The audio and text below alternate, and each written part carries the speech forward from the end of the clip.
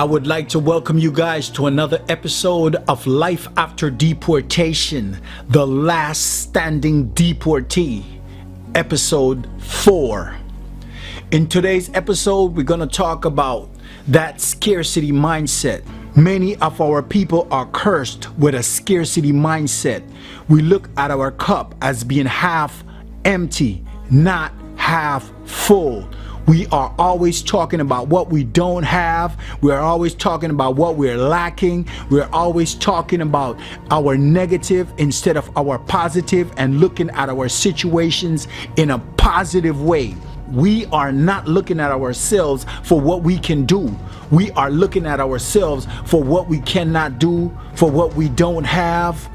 We are not looking at our resources. We are not looking at our value. We are not looking at our blessings. We're not counting our blessings. Instead, we are looking at ourselves and feeling lesser than because of things that we don't have, instead of being grateful and thankful for all the things that we have been given so generously, to where we have taken so much of it for granted.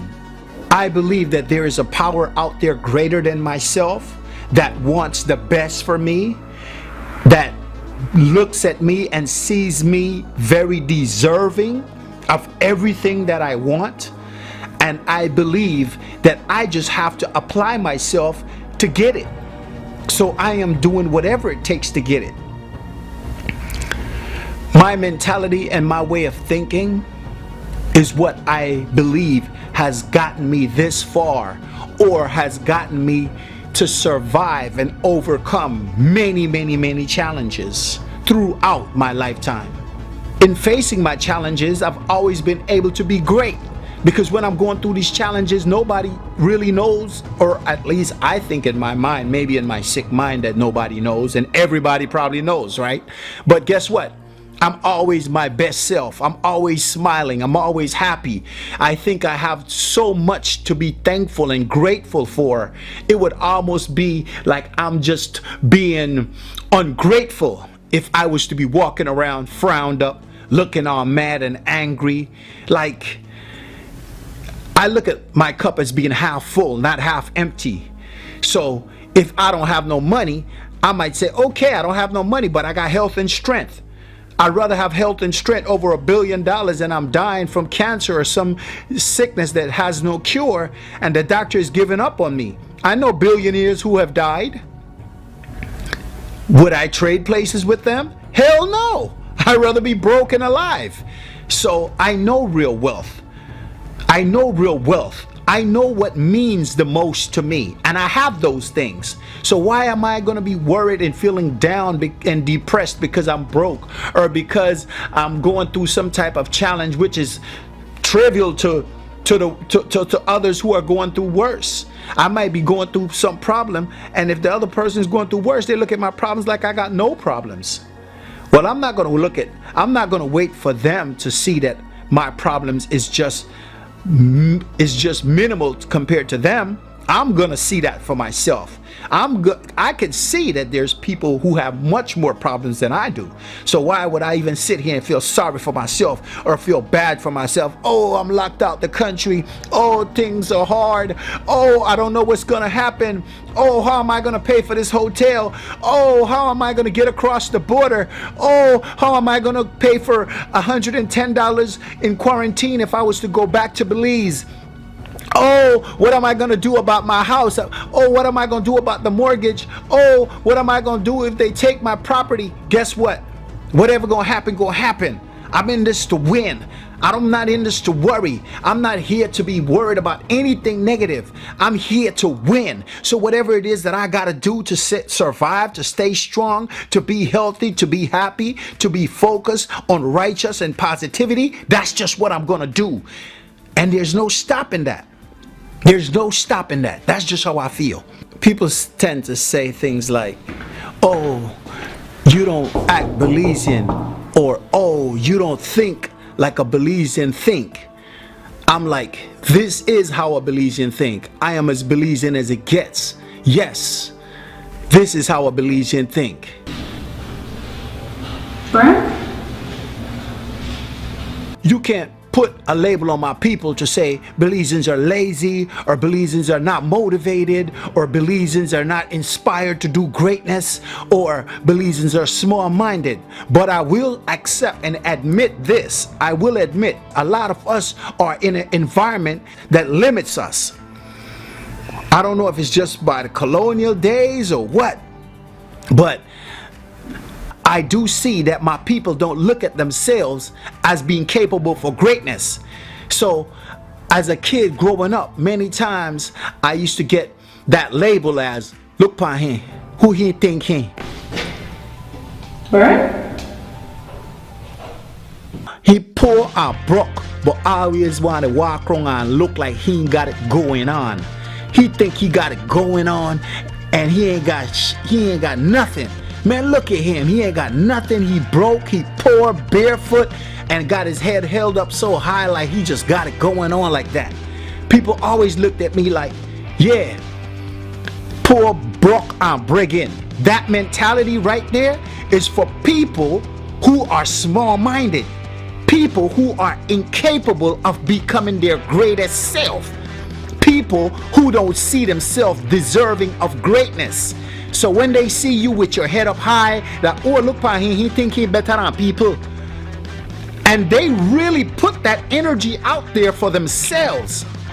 And they really believe in their heart that they're looking intelligent saying something like that. When in broad daylight, they've just exposed themselves as, you know what, I am insecure about myself. So when I see somebody confident and secure like him, I hate on that. I look at that like it's actually a bad thing. For anybody to say something out of their mouth like, oh, I don't like him, to break in. You have just exposed yourself as being insecure. You've exposed yourself as someone who has no type of confidence in who you are.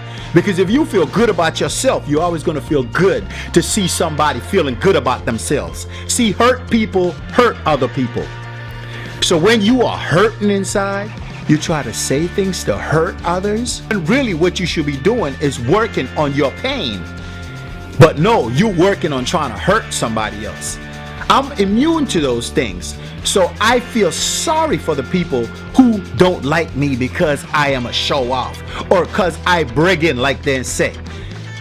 If you say somebody's a show off, then what is it that they showing off with? What have I ever showed off with? It was a time when I was a show off. Because when I pull up at the House of Blues in the Bentley and I got the media running up to the car, which was media I paid to be there, you know what I'm saying? But that was me showing off in the entertainment industry, promoting, marketing, and putting a package together that was to sell my art, my music, what it is that I was doing in the entertainment industry. If you got a dream, I want you to know that you can achieve that dream. I believe if you have a dream, it was put into you from before you were born. I don't think we come out into the world choosing our dreams. If you have a dream, I want to encourage you not to let anyone or anything ever in any way, shape, or form have any influence on the decision you make that will decide whether or not you should achieve or live out that dream. If you have a dream, do not allow any outside influences on your decision deciding whether or not you are deserving of living that dream. I'm okay with walking the streets, selling my music door to door, at speed bumps. I would rather go house to house with my music than to sell my soul for $1 billion gazillion. What I need to live doesn't require $1 billion. I'm extremely grateful that I understand that, because that is why I move the way I move. That's why I do the things I do, because I don't need to sell my soul for the hype. I'm not in this for likes and hype. I'm in this to make a positive difference, and at the same time, I feel good doing it. I am here to make a positive difference in somebody's life. If you have someone under the age of 18 who you're gonna share this video with, or who is listening to the video with you at this moment, please press 2. If you're listening by yourself, please press 1. If this is something that you think you would like to elaborate on, or you want to leave a comment on it, a suggestion, concern, please go ahead and leave that in the comment section. I will read all the comments and I will interact with you. You want to see more of my music, movies, documentaries, please go to my website. That is bernemusic.com, and at bernemusic.com you can check out the array of movies that I've been doing in Belize, outside of Belize, and around the world. These are movies that I have landed lead roles in as a Belizean. These are movies where I am talking Garifuna. These are movies that are currently showing around the world. So I would like to share these movies with people who have never heard of these movies, people who never seen a Belizean actor with a leading role. Do go to bernemusic.com so that way you can actually see these movies for yourself, okay? It's up to us to support our own and build our own. I am forever grateful and appreciative to all of you. Thanks a lot for supporting my music, movies, and documentary. Truly appreciate you.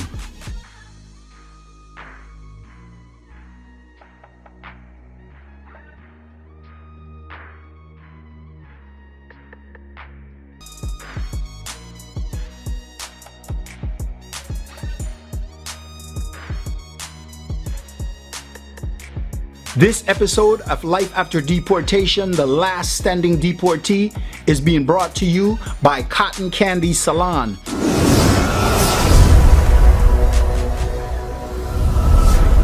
Cotton Candy Salon is a very beautiful salon in Guadalajara. If you are ever visiting Guadalajara, Mexico, you definitely want to make sure you go to Cotton Candy Salon. This is a place where you can get your nails done, you can get a pedicure, a manicure, get your hair done, whatever beauty treatment you want. For the husband that want to pamper your wife, this is a salon that you definitely want to visit. Get her a massage, get her a body oil treatment, whatever it is that you want her to be pampered with, you can get that at Cotton Candy Salon. It is such a beautiful salon with an immaculate ambient. When you walk into the door, the smell of this salon, the vibe, the feeling, the energy is such positive, good energy.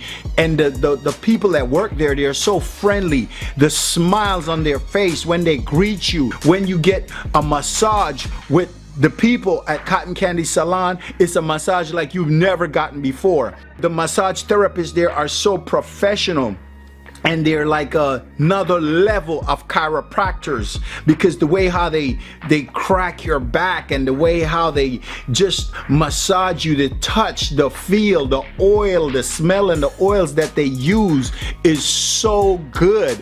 I mean, you just walk out of there feeling like a new person.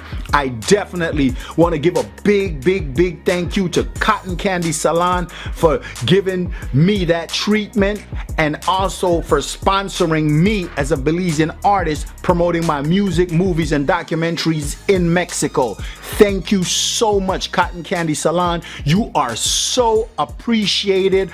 I truly appreciate you.